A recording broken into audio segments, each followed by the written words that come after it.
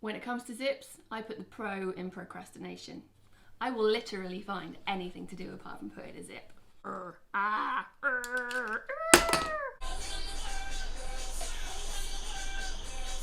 But we're not going to become sewing ninjas without them, so let's take a few minutes to have a look at the most trouble-free ways to put them in without throwing your project, your sewing machine and yourself out of the window.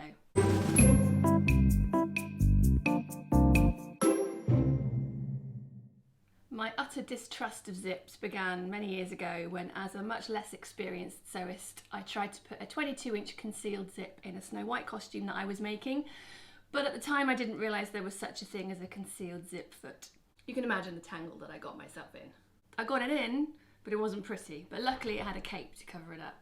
Since that time though, with the benefit of experience, I have learned that with the right equipment and a bit of patience, they really aren't that bad. Seriously, if I can make a whole video about zips, you can get to grips with them at home.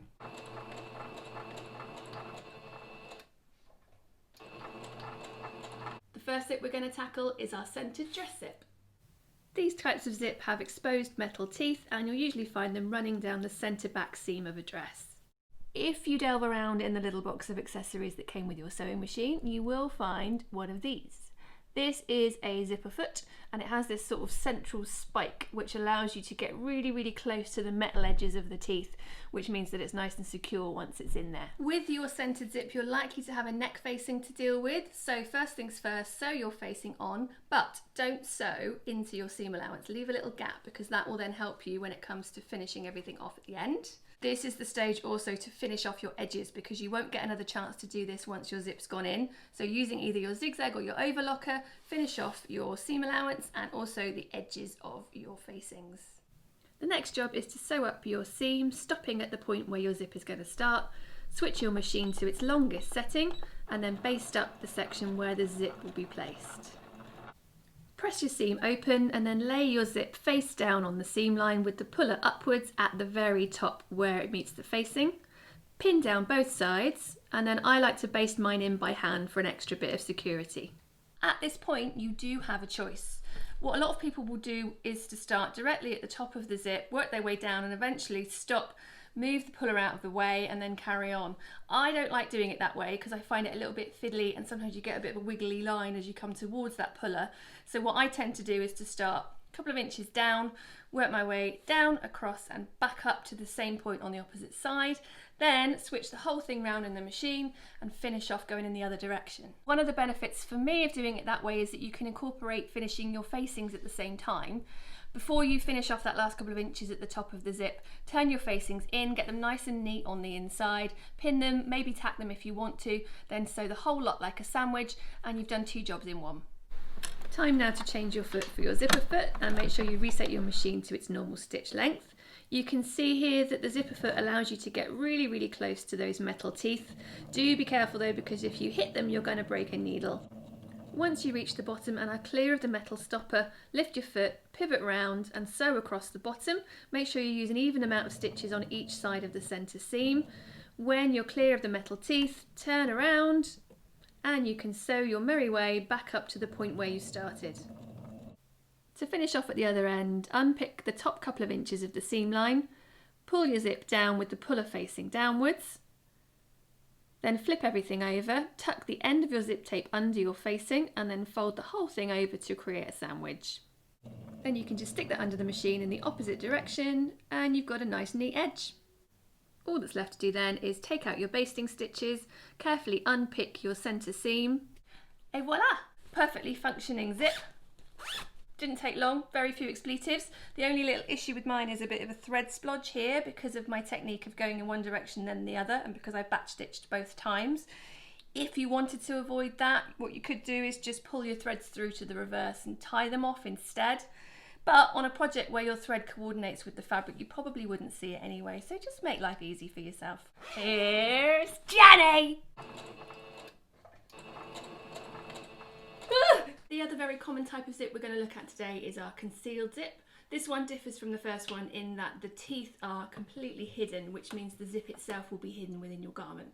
And it's really good for things like zips at side seams. With this zip, I'm not going to show you how to do it with a neck facing because it's less likely that you'll be doing it that way in your home sewing. What we're going to do is put it in a seam where the seam line continues at the top and bottom of the zip, as if it was in that side section of a dress to help you get in and out. The puller on your concealed zip is much less of an issue than it is with a centered zip, mainly because we are going to work with this one open. These zips do require a different foot, a particular concealed zip foot. If you try and use your regular zipper foot, you're just going to get in a mess and get annoyed with it. These generally don't come as standard with your machine.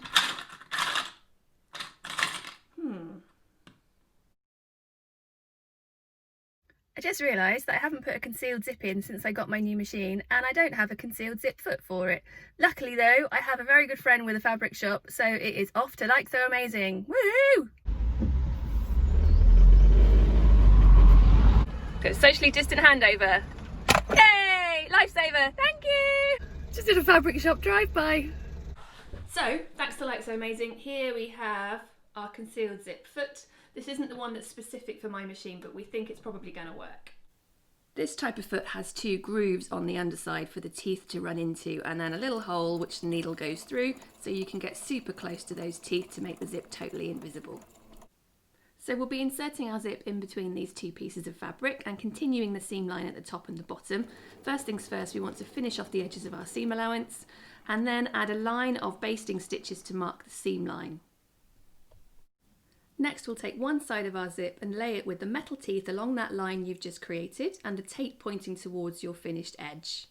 Pin and tack until we're left with this. So our metal teeth are along that line and the tape points towards the finished edge.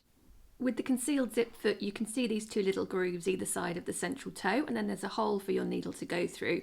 Be very careful with this. If your needle's in the wrong position, it will hit the metal, so do turn your hand wheel a couple of times first just to check the positioning.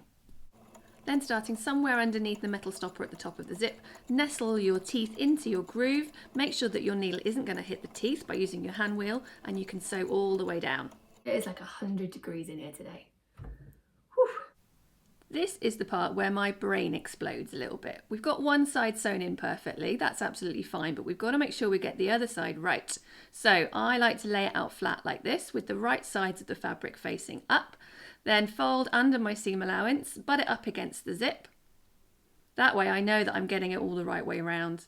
What I'll do next is just flip the whole thing over, so we've got right sides of the fabric together, and then I know exactly how to grab my zip to pin it in, again with the teeth along the seam line and the tape facing towards the edge. Once you've sewn that side in, you can finish off top and bottom of your zip, pull the zip out of the way and marry up your side seams, then switch back to your regular zipper foot so you can get nice and close, push the tail of the zip out of the way and finish those seams. And here she is, one invisible zip. Pretty invisible. Of course, I've used a zip that's a bright colour so as you can see what I'm doing, but if you were to use the right colour zip for your project, you would see very, very little of that once it's had a good press. All you should see is your little puller ready for you to open up. One thing you can do if you'd like to give it a bit more robustness is to machine stitch your zip tape to your seam allowance. That's particularly important for your top section up here where the puller is, because as you're pulling up and down, sometimes it can put a bit of stress on the garment. So by doubling up with your stitching, it gives that a little bit more stability. I don't know about you, but I am knackered.